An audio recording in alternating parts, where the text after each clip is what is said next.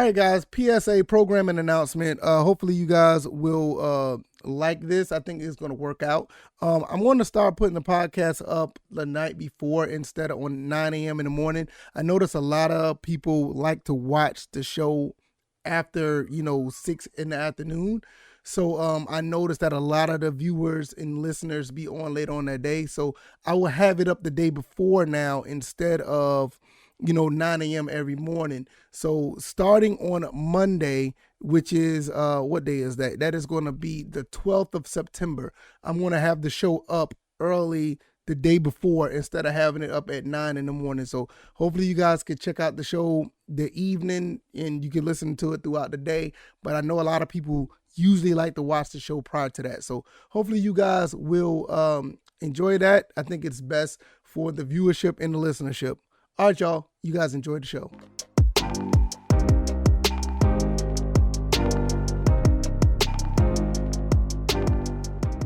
All right, folks, what is going on? This is episode 431 of the First and Frame Rate Show. I am VF Baller. Just another day going through the week. We have made it to Friday, and it is awesome because tomorrow is game day for the Georgia Southern Eagles.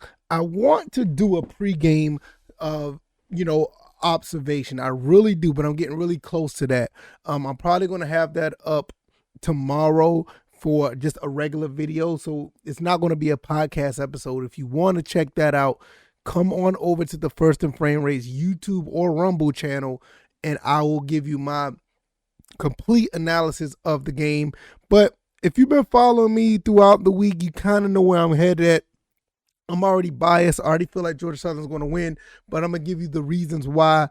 And pretty much the pregame is going to be a synopsis of all of those tidbits I've gave you. So hopefully you will check it out. If you don't want to go through all the episodes, that one show or that one video will give you everything that I've been talking about. If this is your first time here, welcome. This is the First and Frame Rate Show. I talk about Georgia Southern and Atlanta Falcons football. I am on YouTube and Rumble. I'm also on Anchor, Stitcher, Spotify, Apple, and Google Podcasts. So if you want to listen to the podcast avenue of this show, it is definitely available for you. If you want to watch the visuals, it is there on YouTube and Rumble. Now, I just got finished doing an episode about the Falcons and about Marcus Mariota because it's also the first game of the season for them. And it's a big game because it's playing against the Saints. And Mariota is going up against his counterpart, Jameis Winston, where those guys were drafted around the same time and everybody compared the two. So it's going to be a pretty good game overall with a lot of small storylines behind it. So I may talk about that a little bit further down the road, but I'm going to be honest, I am very, very excited about the Georgia Southern game. This is a program-changing game. And I know that it is very important that we be at least competitive in this game. We can't have a game like it was against Arkansas or LSU. We need a game where it's more like the Minnesota game. But the Minnesota game, we could have won that game, and I think we can win this game. I'm going to give you 3 reasons why I think we can win this game. 1 is Jalen White. 2 is Amari Arnold or OJ Arnold, and 3 is Gerald Green. The run game could be key versus Nebraska. Now, I've been looking at some stats or whatever the case may be, or just looking at how things are going with Nebraska. Their run defense is last in the Big Ten. Now, I want people to understand we just only had one game where we threw the ball a lot. But make no mistake, we still got some workhorses at the running back position. We got 2 guys that I know for sure that can definitely run the rock and go the distance at any moment.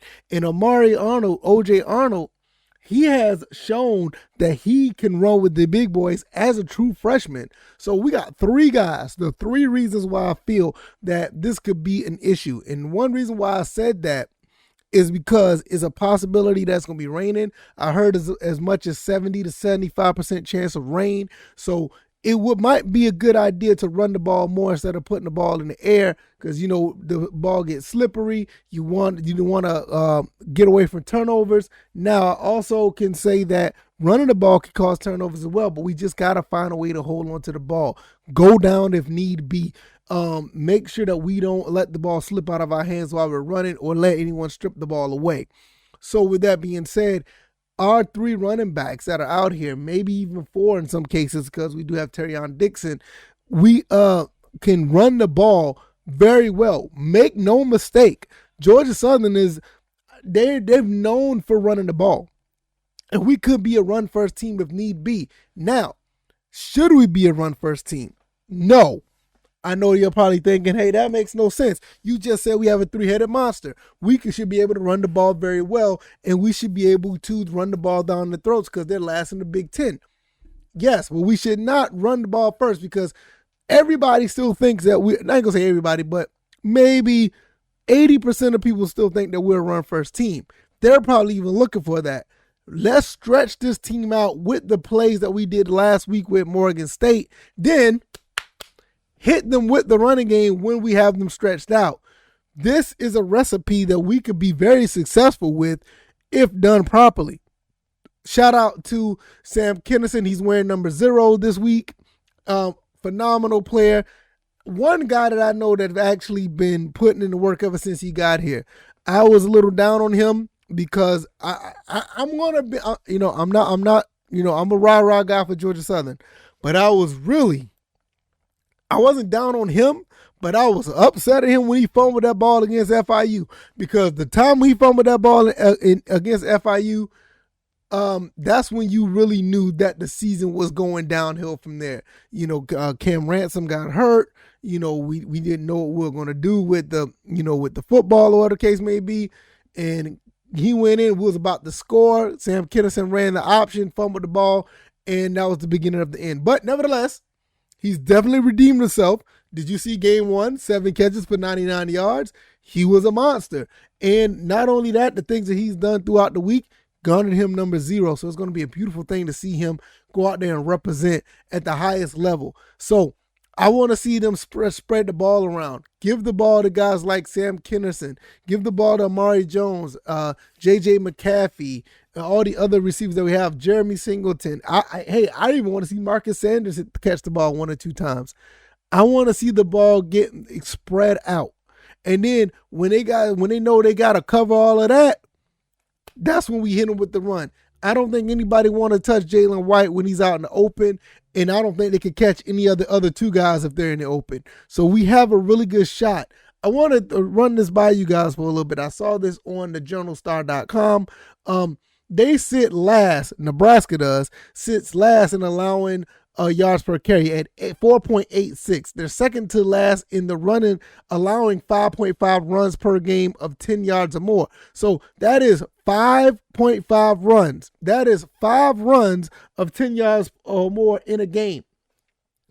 You don't want to do that against a team like Georgia Southern because if we can throw the ball a little bit, and I've been saying this ever since the Shaw Wirtz days. If we can throw the ball a little bit, and we can put that in with the running game that we had back in 2018, 2019, and 2020, man, we could have been a problem for anybody. Because first of all, you wasn't going to stop the running game, and then we can mix that up with the pass. This is exactly what we have now. I want to see that type of, production. When we can, but I know, like I said, it's probably going to be pass first because we are air raid offense. So if we're able to stretch this team out, and if we got 4 or 5 DBs on the outside, it's going to be a real problem.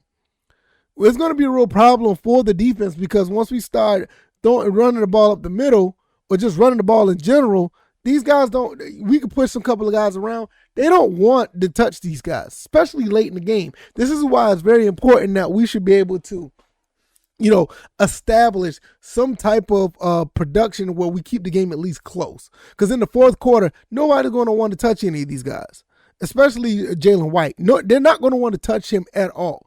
So we need to be in a position to actually be productive and continue to push these guys around on offense. I think our offensive line is a lot better than advertised. I think they did a pretty good job. I'm not really sure. I think Van Treese got hit one time, and I think that was on the wonky interception. But for the most part, if you're running 70 and 80 plays and your quarterback only get touched once, I think it's a pretty good, that's a pretty good ratio to have. So like I said, I'm going to continue with this. Nebraska allowed, No, let me keep finishing. Northwestern and North Dakota offenses was both able to keep the ball away from the Cornhuskers' explosive attack, which I don't know where the explosive attack is, in part because of the defense could not stop the run. So that just goes to tell you they couldn't stop the run. Nebraska could not move the ball because they didn't have the ball. So this is a really big deal for Georgia Southern. Run the ball, play keep away, score some points, play pretty solid defense, and we're in this game. You know what I'm saying? So we could do some things against them, especially if they're averaging almost 5 yards a carry, allowing 5 yards a carry, every time, we run the ball. They can't stop the run. You saw what happened with North Dakota. North Dakota was able to run the ball on them pretty well. Big 63-yard run, another one that ran in for a touchdown that was 19, 20 yards. We are a better team than North Dakota.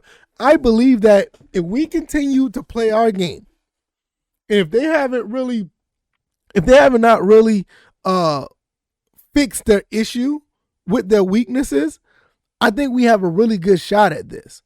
A very good shot at this. And this is just a beautiful thing at the end of the day. If we just continue to, and I don't want to sound like I'm beating a dead horse, but we just continue to do what we have to do as far as run our own game plan, I think we can shock the world. And I think that's something that Georgia Southern has been dying for since we drained the swamp back in Gainesville in 2013. It's something that we need. I mean, I can go back. We can talk about the West Virginia game. We can talk about the Auburn game, the Georgia Tech, NC State, Georgia game when we almost beat them in overtime. So many games that we went through. Clemson, LSU, Arkansas.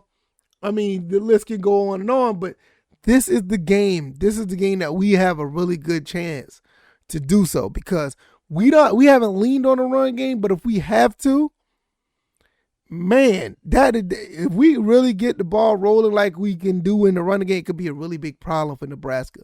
This three-headed monster with Jalen White, Gerald Green, and O.J. Arnold, if we stretch this defense out, we'll be able to kill these guys with the running game, especially when you have guys like this who can run the ball, and you've seen what they was able to do against what North Dakota was able to do against them, and in some cases what Northwestern was able to do. So this is going to be a really good game. I think it's going to be a lot better than people think it is, and we're going to see how that goes.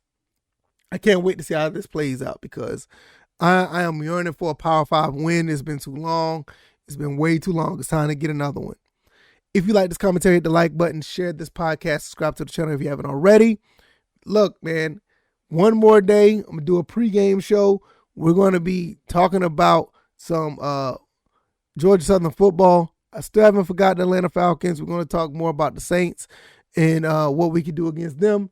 But for the most part, I feel that Georgia Southern is going to shock the people in Lincoln. They're already kind of down. They don't think that they're not even that confident to win against Georgia Southern because they know what we're about. And a lot of people who's been fairly surprised at what we do gave them a little cause for concern. So we'll see how it goes. All right, y'all. Thank you guys for another great week. You guys are amazing. I can't wait to talk to you guys pre and probably post game. I'll probably do a post game video and you guys could check all that out. It's going to be a fun one. Win, lose, or draw. As long as we don't get blown out, win, lose, or draw, it's going to be a fun one. All right, y'all. Y'all take it easy and y'all be blessed. Enjoy your weekend. All right, y'all. Peace.